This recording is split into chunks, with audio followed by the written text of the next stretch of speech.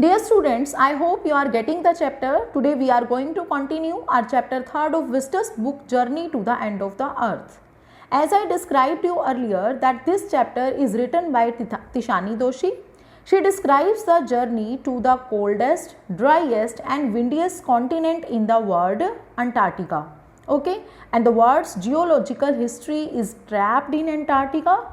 Because Doshi thinks that, Tishani Doshi, the author thinks that Antarctica is the place to go and understand the Earth's present, past and future. Okay, so Tishani Doshi, she with a group of teenagers, okay, reached there. She started her journey from Madras. Okay, and now look at here. To visit Antarctica now is to be a part of that history. Now Tishani Doshi, she describes us that to visit there, to visit Antarctica is to be a part of that history. कि वहाँ पर पहुँचना ही क्या है, history का एक part बन जाना.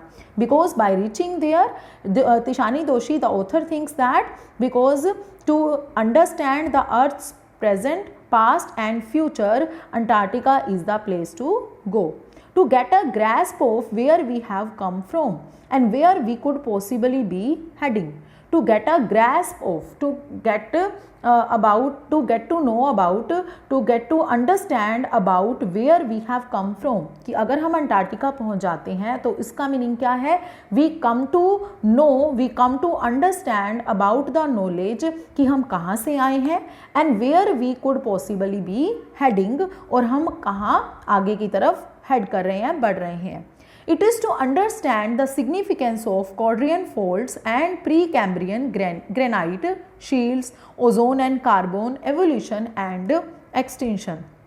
Or it is to understand the significance. Significance means importance. सबसे पहले तो वहाँ पर जाकर इसका मीनिंग क्या है, to visit Antarctica. Its meaning is to understand. सबसे पहले वहाँ पर पहुँचना ही क्या है कि हम वहाँ जाकर किसकी इंपॉर्टेंस को क्लियर कर लेते हैं, समझ लेते हैं. कॉर्डियर फोल्ड्स, कॉर्डियर फोल्ड्स क्या होती हैं, माउंटेन रेंजेस. ओके, डिफरेंट तरह के जब माउंटेन्स इकट्ठे हो जाते हैं तो उनको माउंटेन रेंजेस बोला जाता है. The author can use this simple word hair. Okay, mountain ranges, but in spite of this mountain ranges word, she has used here Cordilleran faults and Precambrian granite shields. Precambrian means imagine करो about 450 crore years पहले का जो time था उसको time को क्या बोला जाता है, प्री कैम्ब्रियन. ठीक है, तो प्री कैम्ब्रियन टाइम की ग्रेनाइट शील्ड्स को वहाँ पर देखा जा सकता है. Ozone and carbon were also there and evolution and extension, कि कौन कौन सी चीज़ें वहाँ पर मीन्स उसको कैसे ग्रो कर रही हैं, बढ़ रही हैं, और कौन कौन सी चीज़ें वहाँ पर एक्सटिंक्ट हो रही हैं, इन सब का डिस्क्रिप्शन कहाँ पर मिलेगा, to visit Antarctica. When you think about all that can happen in a million years. और जब भी आप वहाँ पर पहुँचेंगे मीन्स जब आप इन सभी फैक्ट्स के बारे में सोचते हैं, that can happen in million years, it can get pretty mind boggling. Mind boggling means एक अचानक से आपके दिमाग को क्या कर देना, बिल्कुल स्ट्राइक कर जाना, एक सरप्राइज कर देना, हैरान कर देना कि वो चीज़ें क्या है, मीन्स वही सारी चीज़ें हमें वहाँ जाकर पता लगती हैं अंटार्कटिका में. तो it can get pretty mind boggling. Mind boggling means एकदम दिमाग को झकझोर कर देने वाली चीज़ें. अब वो हमें कुछ इमेजिन करने को बोलती हैं. Imagine India pushing northwards. ठीक है, सबसे पहले हमें क्या इमेजिन करना है कि इंडिया किसकी तरफ पुश कर रही है, नॉर्थवर्ड्स की तरफ. जैमिंग अगेंस्ट एशिया, यहाँ से कुछ फैक्ट्स क्लियर हो रहे हैं. If you listen to me very carefully only then you will understand these lines properly. First of all look at here, visit to Antarctica. अगर हम वहाँ विजिट करते हैं, is to be a part of that history, is to get the knowledge about where we have come from, कि हम कहाँ से आए हैं, and where we could possibly be heading. And if we visit Antarctica, then we come to understand the importance of Cordilleran faults. Cordilleran faults आपको मैंने पहले explain किया, that mountain ranges and Precambrian granite shields. Precambrian time era कौन सा था time period, about 450 years, crore years पहले का time period था. उस टाइम की ग्रेनाइट शील्ड्स के बारे में हमें पता लगेगा. Ozone and carbon evolution and extinction. ठीक है, now look at here, imagine India pushing northwards. India, क्योंकि पहले आपको मैंने बताया, एक्सप्लेन किया that there could ever have been a time when India and Antarctica were part of the same land masses. दोनों किसके पार्ट्स हुआ करते थे? लैंड मासेस के पार्ट्स हुआ करते थे, एक ही पार्ट था मतलब दोनों। अब यहाँ पर हमें बात बतानी है, suppose imagine India pushing northwards, India किसकी तरफ पुश कर रही है? नॉर्थवर्ड्स की तरफ आगे बढ़ रही है, एंड जैमिंग अगेंस्ट एशिया। अब इंडिया के बाद यहाँ इंडिया तो नॉर्थवर्ड्स की तरफ बढ़ रही है, और जैसे ही मैंने आपको ये पहले भी एक्सप्लेन किया था that a giant southern super continent Gondwana, okay, did Indeed exist, वो सच में इंडीड एग्जिस्ट करता था वहाँ पर। गोंडवाना एक क्या था? एक जाइंट बहुत बड़ा साउदर्न सुपर कॉन्टिनेंट था, जो बाद में क्या हुआ, अलग, वैसे तो वो बहुत अच्छे से थ्राइव कर रहा था, ठीक है, but land mass was forced to separate into different countries, तो उससे इंडिया और साउथ अमेरिका, अफ्रीका, ये सभी कंट्रीज़ क्या हो गई? अलग अलग डिवाइड हो गई। तो इमेजिन करने के लिए बोल रहा है, India pushing northwards, India imagine करो कि नॉर्थवर्ड्स की तरफ बढ़ रही है, जैमिंग अगेंस्ट एशिया, एशिया को तोड़ते हुए, एशिया अलग से कॉन्टिनेंट हमारे सामने आया, टू बकल इट्स क्रस्ट, जो उसकी क्रस्ट है उसको फोल्ड करते हुए, एंड फॉर्म द हिमालयाज, और फिर उसके साथ साथ जैसे ही सारी क्रस्ट फोल्ड होती जा रही हैं तो हमारे सामने अलग अलग माउंटेन्स इकट्ठे हो रहे हैं, तो उसी में क्या फॉर्म होकर हमारे सामने आया? Himalayas.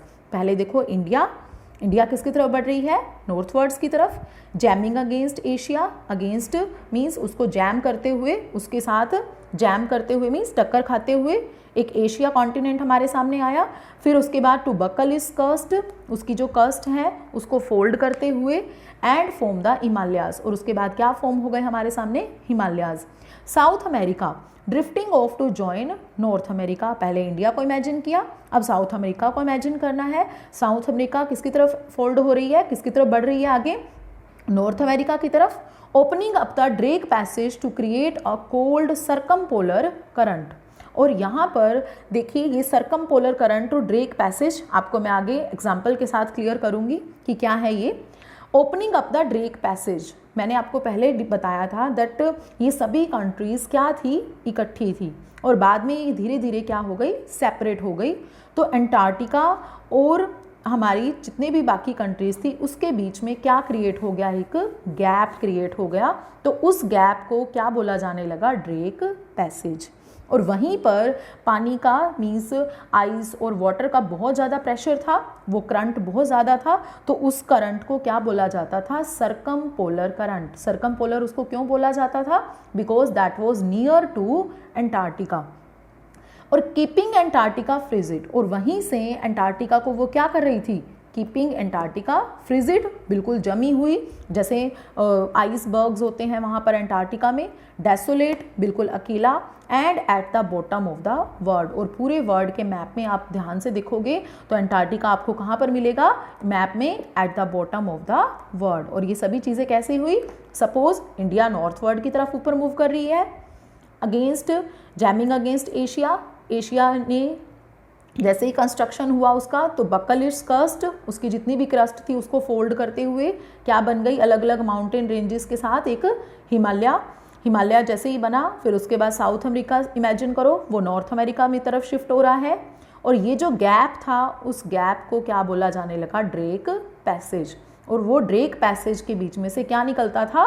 Cold circumpolar current, means पानी का जो प्रेशर था वो बहुत तेज था, और उसको सर्कमपोलर करंट क्यों बोला जा रहा है? Because that Drake Passage was quite near to Antarctica, और वहीं से क्योंकि पानी का प्रेशर करंट बहुत ज़्यादा तेज था, और वहीं से अंटार्कटिका कैसा होता जा रहा है? फ्रीज होता जा रहा है, फ्रिजिड होता जा रहा है, डेसोलेट प्लेस बनता गया, एंड और वो वहाँ पर कहाँ रह गया?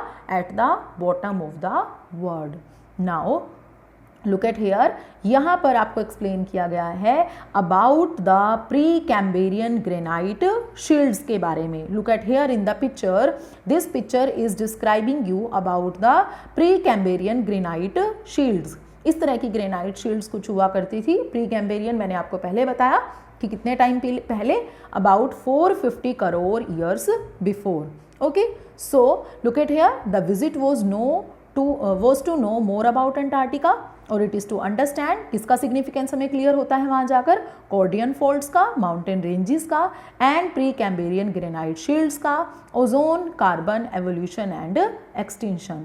Means to visit there we will come to know all about the same things which are mentioned here on the screen. Now look at here the picture of Drake Passage. Drake Passage imagine करो, India is pushing upward, okay, वो ऊपर north की तरफ move कर रही है to join Asia. Asia को join करते हुए वहाँ पर क्या फॉर्म हो रहे हैं, हिमालयाज फॉर्म हो रहे हैं. साउथ अमेरिका भी ऊपर किसकी तरफ फॉरवर्ड हो रही है, नॉर्थ अमेरिका की तरफ. जैसे ही देखिए पिक्चर में बेटा साउथ अमेरिका ऊपर की तरफ शिफ्ट हो रही है तो अंटार्कटिका देखो कहाँ है मैप में, at the end of the world, नीचे रह गया. तो ये जो बीच वाला प्लेस वैकेंट है, यहाँ स्पेस रह गया, तो इस स्पेस पैसेज को क्या बोला जाता है, स्पेस को, फ्री वैकेंट स्पेस को ड्रेक पैसेज का नेम दिया जाता है. और ड्रेक पैसेज से ही क्या निकलता था बेटा, cold circumpolar current. Cold circumpolar current means पानी का यहाँ पर प्रेशर क्या था, बहुत ज़्यादा था, क्योंकि यहाँ पर पैसिफिक ओशन और अलग अलग ओशंस थे, तो उनका प्रेशर, पानी का करंट बहुत ज़्यादा तेज़ था, और जिसकी वजह से अंटार्कटिका कैसा रह गया, फ्रिजिड हो गया, डेसोलेट प्लेस बन गया, और कहाँ पर रह गया, at the bottom of the world. Clear. Now this was the picture of Drake Passage. Now look at here, because as I described you earlier that cold circumpolar current, Antarctica frigid, desolate place, icebergs were here and there. Okay, so this is the picture of the Antarctica. You can imagine the words which I described you earlier. Now look at here, for a sun worshipping South Indian like myself, 2 weeks in a place where 90% of the Earth's total ice volumes are stored in is a chilling prospect. For a sun worshipping South Indian like myself. Narrator Tishani Toshi is saying here that कि जो एक South Indian, because as I told you before she was a South Indian girl, so तो एक South Indian lady जो सन worshipping means south America में रहती है, तो वहाँ पर सन बहुत ज़्यादा दिखाई देता है, तो सन वर्शिपिंग अपने आप को बोलती है. 2 weeks इन अ प्लेस, और उसे अब 2 weeks कहाँ पर स्पेंड करने हैं, अंटार्कटिका में, where 90% of the earth's total ice volumes. और वहाँ पर हम इमेजिन कर सकते हैं, अभी हमने पिक्चर में भी देखा था कि 90% of the earth's total ice volume कहाँ पर है, are stored is a chilling prospect. मतलब मेरे जैसी जो कि इतनी गर्मी में रही है, इतनी ज़्यादा हीट में रही है, उसके लिए अब कहाँ पर रहना, अंटार्कटिका जैसे प्लेस पर रहना, where 90% of the earth is covered with ice. तो उसके लिए ये क्या है, एक चिलिंग प्रोस्पेक्ट है. मीन्स उसका परसेप्शन, उसका जो सोचने का तरीका है वो भी कैसा हो गया है, एक चिल्ड हो गया है, ठंडा हो गया है. नॉट जस्ट फॉर सर्कुलेटरी और मेटाबॉलिक फंक्शंस. कह रही है ऐसा नहीं है कि जो उसकी फिजिकल, जो उसका जो फिजिकल उसकी चीज़ें चेंज हो जाएंगी. फिजिकल मीन्स सर्कुलेटरी सिस्टम उसका चेंज हो जाएगा, मेटाबॉलिक फंक्शन वर्क करना बंद कर देगा. नॉट फॉर दैट, ऐसा वो कह रही है, but also for the imagination. वो कहती है इमेजिन करके देखो कि कहाँ पर एक गर्ल जो साउथ इंडियन गर्ल है, सन वर्शिपिंग गर्ल है, means who love to sit under the sun, वो सन के पास बैठना और वहाँ पर मोस्टली टाइम स्पेंड करना लाइक करती थी, और अब उसे 2 weeks कहाँ स्पेंड करने पड़ेंगे, इन Antarctica. Okay, so just for the imagination is a chilling prospect. ये क्या है, उसके लिए एक सोचना ही एक चिलिंग प्रोस्पेक्ट की तरह है. It is like walking into a giant ping pong ball. और वो कहती है ये कैसा है, it is like walking into a giant ping pong ball. यहाँ पर किसको बोला गया है, पिंग पोंग बॉल, एक पिंग पोंग जो टेनिस बॉल में यूज़ किया जाता है. तो वो कह रही है it is walking into, कि ऐसा लगता है अंटार्कटिका में जाना किसकी तरह है, एक बड़ी सी पिंग पोंग बॉल की तरह है, David of any human markers. और वहाँ पर किसी भी तरह का ह्यूमन मार्क, मतलब ह्यूमन का कोई भी वहाँ पर मार्क नहीं है. मीन्स वहाँ पर ह्यूमन बींग्स नहीं हैं, लिविंग बींग्स नहीं हैं, और वहाँ पर सिर्फ और सिर्फ क्या दिखाई देती हैं, ice and ice. No trees were there, no billboards means advertisement boards were there, and buildings were there. कुछ भी नहीं है वहाँ पर. You lose all earthly sense of perspective and time here. When you reach Antarctica, जैसे ही आप वहाँ पर पहुँचोगे you lose all earthly sense of perspective and time here. Perspective means your thinking, वो भी वहाँ पर क्या हो जाएगी, आपका परसेप्शन जो है, सोचने का तरीका, वो भी क्या हो जाएगा, बंद हो जाएगा। And time here, time means आप वो भी लूज कर जाओगे। The visual scale ranges from the microscopic to the mighty. और जो विजुअल स्केल है जिसको आप देख रहे हो विजुअल को, वो भी आपको छोटी से छोटी, माइक्रो मीन्स छोटी से छोटी, टू द माइटी बड़ी से बड़ी चीज़ तक आपको लेकर जाएगा। मीन्स छोटी से छोटी चीज़ से लेकर बड़ी से बड़ी चीज़ें आपको कहाँ पर दिखेंगी, वहाँ पर एंटार्क्टिका में दिखाई देंगी। Midges and mites to blue whales and icebergs. Midges and mites ये इंसेक्ट्स होते हैं जो अंटार्कटिका में स्पेशली पाए जाते हैं। वो उन छोटे छोटे इंसेक्ट से लेकर blue whales and icebergs. Icebergs कितने बड़े बड़े हैं, एज बिग एज कंट्रीज। ठीक है, तो इतनी बड़ी बड़ी आइसबर्ग्स वहाँ पर हैं, which I show you in picture also. तो कह रहे वहाँ पर ये सभी मीन्स छोटी से छोटी चीज़ से लेकर माइक्रोस्कोपिक टू द माइटी।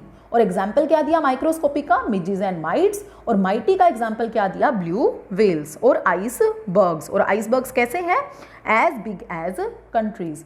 और जो लार्जेस्ट रिकॉर्डेड हमारा रिकॉर्ड है वो द साइज ऑफ बेल्जियम। सबसे बड़ी आइसबर्ग्स का लार्जेस्ट रिकॉर्ड किसके नाम पर है, बेल्जियम के नाम पर। Okay, we will continue the next in next video. Thank you.